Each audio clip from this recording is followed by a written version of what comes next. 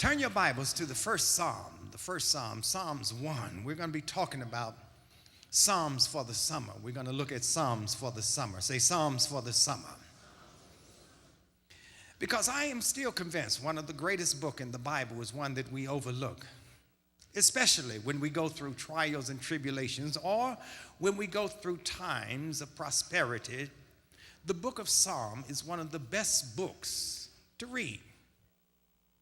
Most of us, starting the book of Genesis, have the aspiration to go from Genesis all the way to Revelation. And what we do not understand, that there are certain books that are set aside for certain kinds of reasons.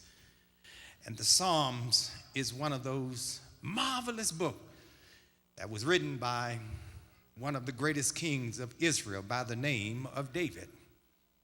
David started off as the sweet psalmist even before he became the militaristic leader that he ultimately became. He was the sweet psalmist when Saul was having problems, when Saul was having headaches, when Saul was struggling with Saul.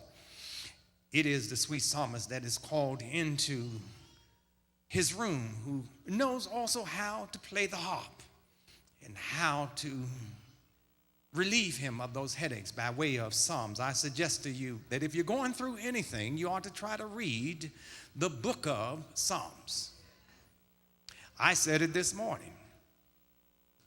If I was left or stranded out on an island all by myself, and rest assured, that will never happen because I never go that far. But if I was stranded on an island, if I was, if you will, Tom Hanks, and I was flying, and suddenly my plane went down, and I found myself on a rafter headed towards an unknown island, and I was there by myself and had a choice of what book to carry with me.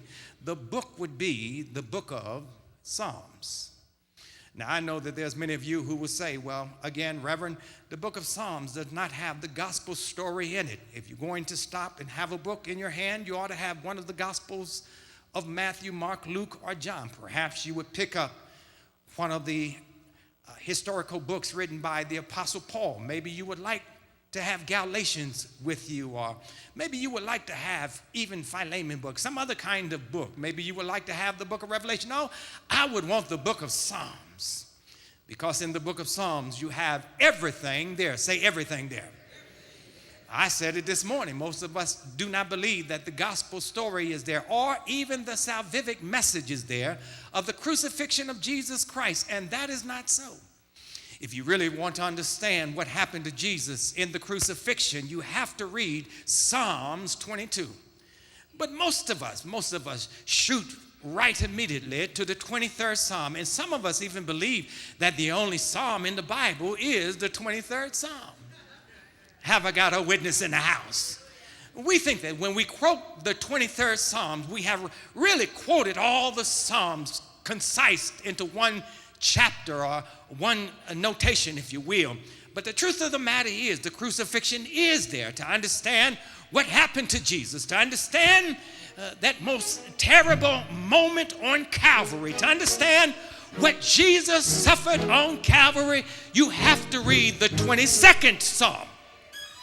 Some of us, for example, do not understand that not only was there pressed upon his head thorns 2 inches long, that also his beard was literally pulled out by the soldier. And he quotes it prophetically in the 22nd Psalm, how he says, and it is really Jesus who is saying, I gave my beard. They pulled out my beard. I told some folks some years ago, you don't understand what it means for a man to have his beard pulled out and the pain that is associated with it, unless you've had some needles, and unless you had, what do they sew you up with? Yes, that's right. Somebody say it loud. Yeah, whatever you said, that's it. Turn to your neighbor and say, neighbor, that's it. The point is that if you're going to understand the crucifixion of Jesus Christ, you have to read Psalms 22 and then see how you walk through the valley called the shadow of death and end up on the other side in Psalms 24, where you have the glorification of Jesus Christ. You got to read the psalm. If I had my choice of what book I would read on that lonely island, what I would request, believe it or not, it would be the book of Psalms. And it starts off with words that I am impressed by in the first Psalm, the third verse. It starts off by talking about prosperity. Turn to your neighbor and say, neighbor, I got my hand up right now. I need some prosperity. Turn to your neighbor behind me and say, neighbor, you look poor today. You need some prosperity. He doesn't start off with the Lord is my shepherd, but he talks about blessed is the man or the woman. He talks about how one becomes happy. And in the third verse, he talks about happiness, watch this, comes through becoming prosperous. Is there anybody who is happy being poor? Just lift your hand up real quick. Don't fool me now. Anybody happy being poor, you know? If you're happy being poor, you ought to stand up, come to this altar, and confess your sin. I know that's right. Everybody wants to be prosperous because prosperous is a sign of success. And everybody wants to be successful. Everybody wants to be happy. Everybody wants to have a few things. And in the first psalm, it is David, I like to think, who talks about being prosperous. Being prosperous. Being prosperous. Let's look at that text real quick here. Being prosperous. He says here somewhere, in whatever he does. Y'all need to get this in your spirit so I can do this real quick so we can go home. In whatever she does. Wouldn't it be something if folk were walking around talking about, I don't know what's going on in his or her life, but whatever he does, God seems to touch it. Do you know any people like that walks around in the midst of whatever goes on around them, whatever they do, they seem to prosper. They seem to end up all right. They seem to always, I like that. Whatever I do, I shall prosper. Here again, I tell you that all of us are interested in prosperity. The other day, I told the church this morning, the other day I was looking through the newspaper, the Plain Dealer, and I looked at an article. It really was interesting to me. It talked about the most prosperous people who were raised or who won their money right here in Cleveland. And in the Plain Dealer, it named those people who were prosperous, who was rich. Aren't you interested in people who are rich? Aren't you interested in people who are rich? Aren't you interested in people like yourself who could be rich? And the article talked about the 10, I think 8 or 10 of the most richest people in Cleveland. And one of them was John D. Rockefeller. Built a mansion on Millionaire Road, downtown area, and won his money by creating Standard Oil. And another person was the Seiberlings. Seiberlings were the family who created in Akron through rubber company Goodyear. And talked about George Gunn, who has the Gunn Foundation. And I was just not interested in just their name. You know, my prosperity spirit kicked in, and I wanted to know, how did they become rich? And I stayed with that article. You know, the truth of the matter is that we are a prosperity worshiping generation. Everybody wants something. And when they get a little bit of something, they want something else. And after they get something else, they want something else. And when they get everything, some people just want even everything else. You know any people like that? I call them rich poor hoarders.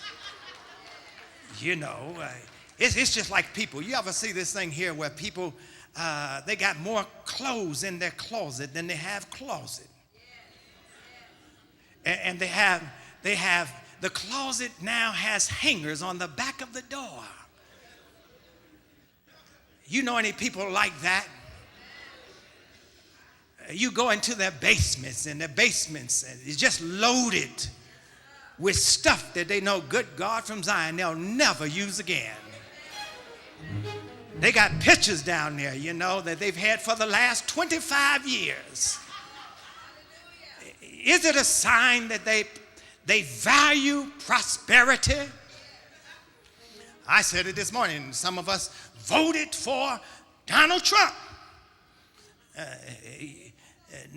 Well, if you didn't vote for him, some of you wanted to. Turn to your neighbor and say, neighbor, he's trying to tell some part of the truth. You won't let me because already you're talking about who you didn't vote for. Well, some of you didn't vote at all. And so you did vote for him. I asked you to pray for me. You're getting what you get. But the truth of the matter is, some of us voted for Trump because we found out that he was a billionaire and he was successful, and all over the land and country his name is attached to building. We don't care whether or not he owns the building. We just know that there is Trump Towers everywhere. And before he became president of the United States of America, he attached his name to the historical post office in Washington, D.C. And we were impressed with all the kinds of money that he had. And we thought that if in fact we made him president of these United States of America, then all of us would all of a sudden get rich. The first thing he does is snatches your health care away from you. Oh, don't let me go there, Ramona.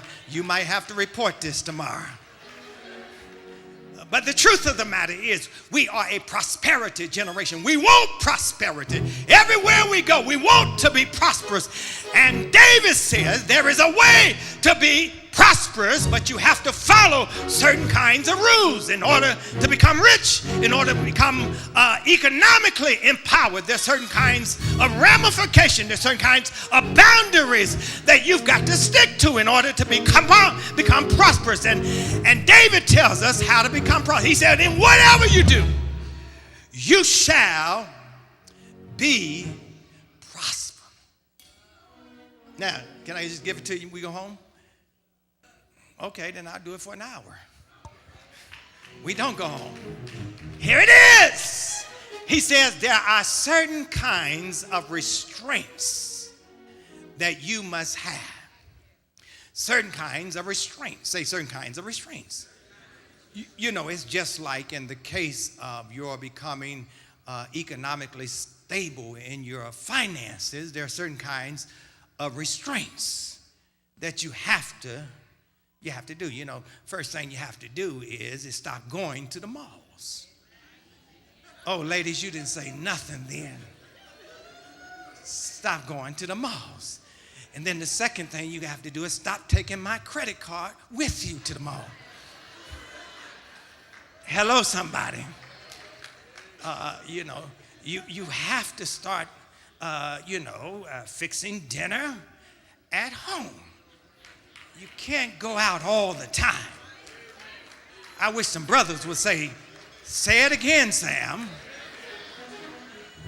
If more people would eat at home, then more young daughters would be happy in the home that they find themselves in with a new marriage relationship. Because the way to a man's heart is still through his belly. I know that's new to some of the young people, but if you can't cook, if you can't fry, if you can't bake, if you can't shiddling up it every now and then, haven't got a witness. Did I go wrong today? You know, some people can't even fry an egg.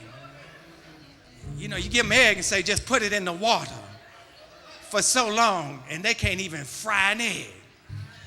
But listen, I didn't mean to say that. There's some restraints. There's some restraints. Say restraints. The reason why Esau was never prosperous, and so he could not really follow this particular piece here. He was not prosperous because he could not restrain himself. I know where I'm going, don't I, there, Reverend Rivers? He could not restrain himself. he goes out and he's out there hunting. And Jacob is smart. He's trying to get his birthright. And he knows that Esau doesn't know how to restrain himself. And so he fixes a pot of red beans. And Esau comes home and talking about what's that smelling in the house. And Jacob says that all you have to do is just sell me your birthright for a pot of bean soup. I wish I could preach this thing.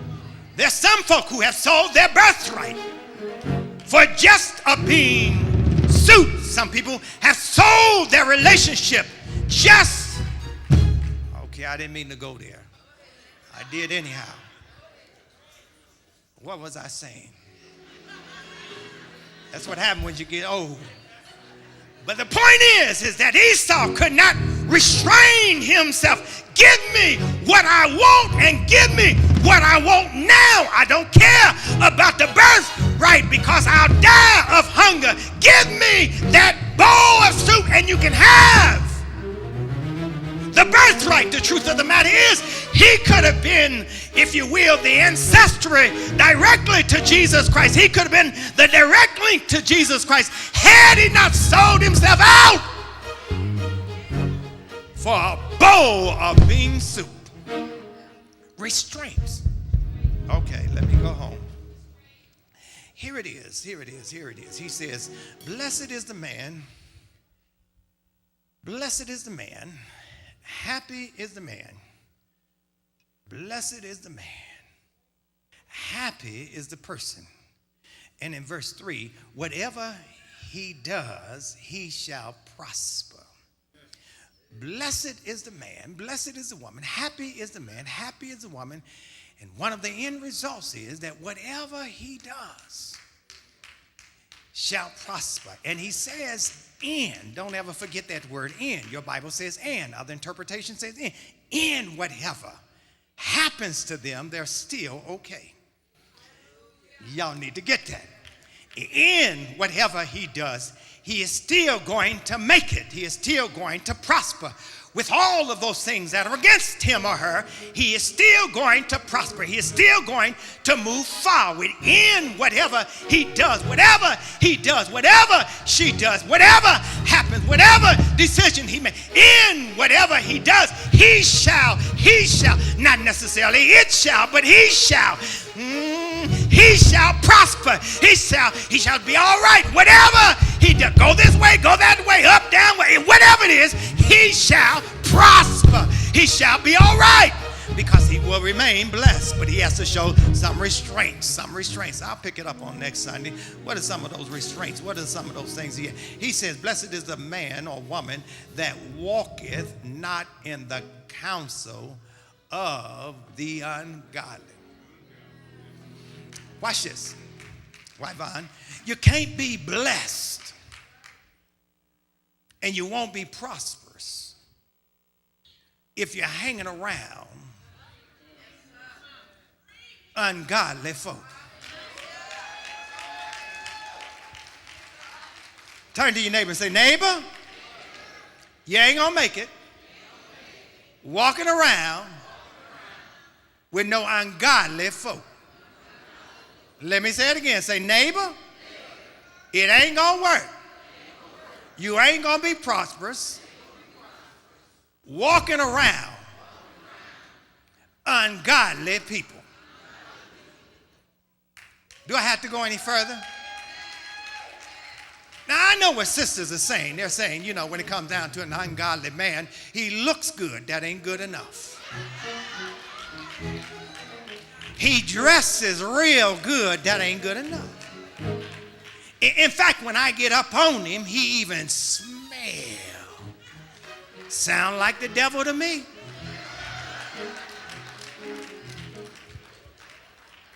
And then the second thing they'll say, Josh, is they'll say, well, he's ungodly now, but if he hangs around with me long enough, I'll turn him around. Don't ever use that formula because there's a whole lot of folk God can't even turn around. and you just ain't that good. Have I got a witness in the house? You can't hang around, you can't walk with ungodly people. People who are ungodly are people who have no respect for God at all.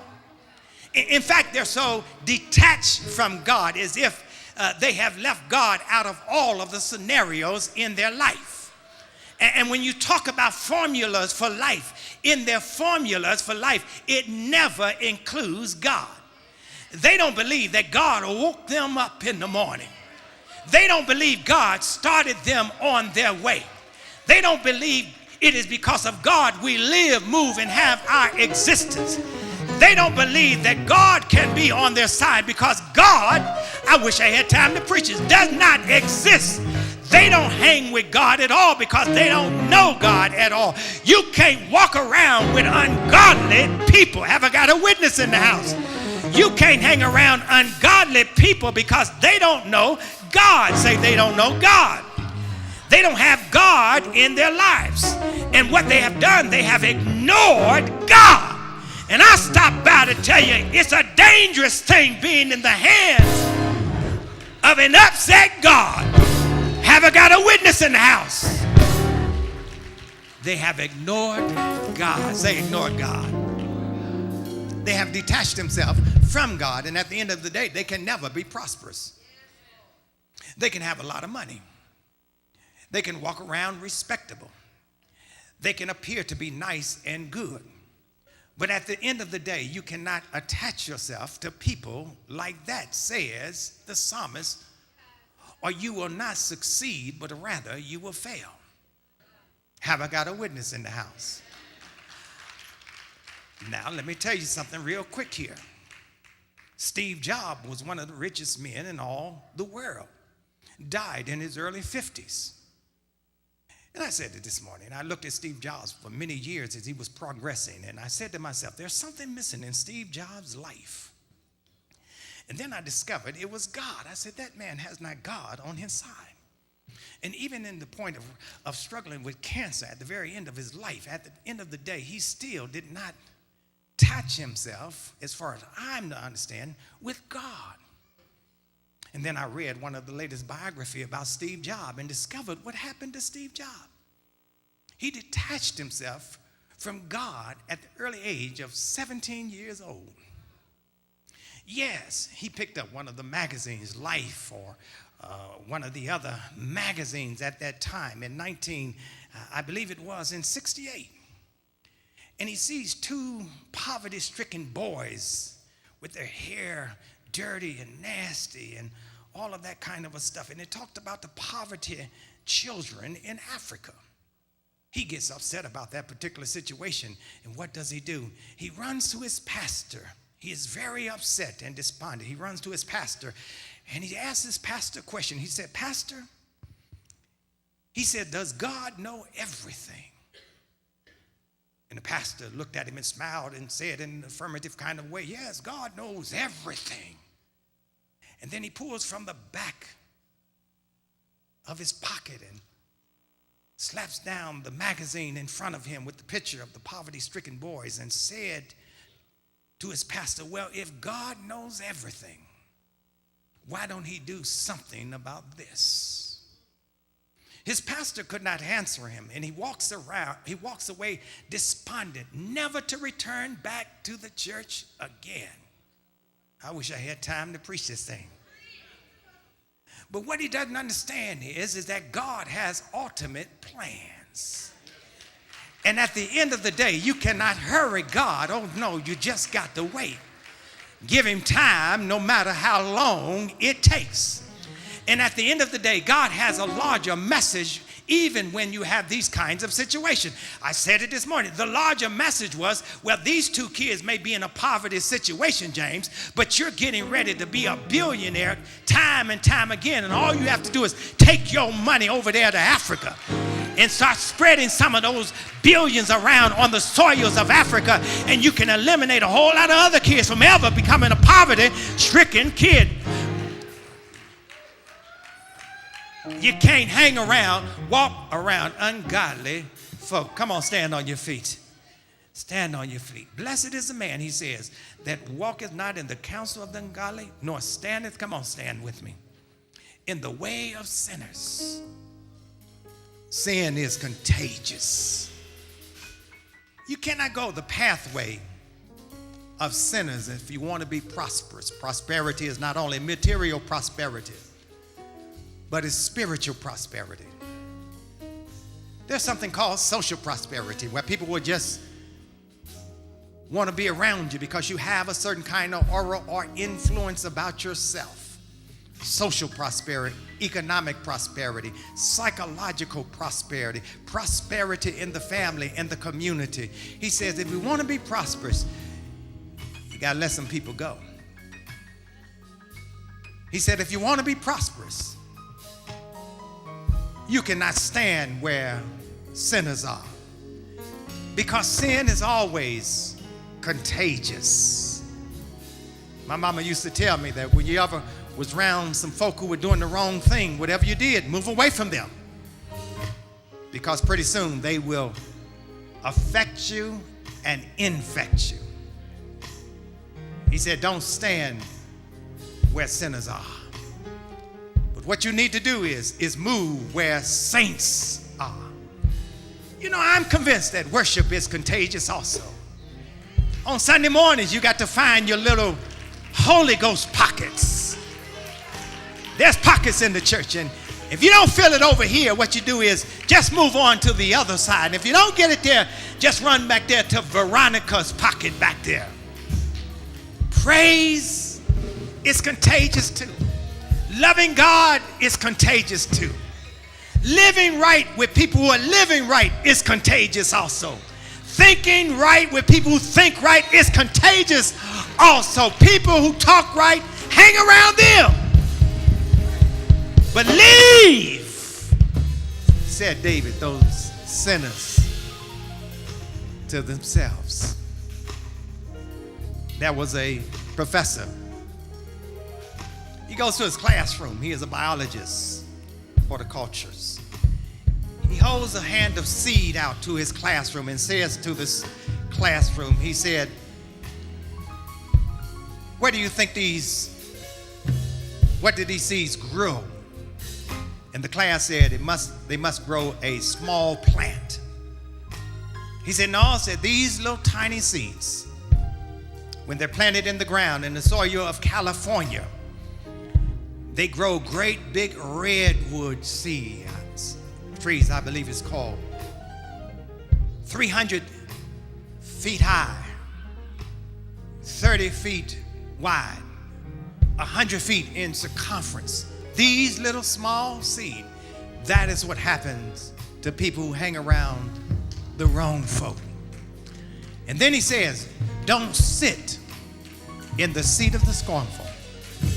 People who are always making fun of everybody else. People who are cynics. They have about 15 different expressions on their faces at all times. Every time you try to do something right,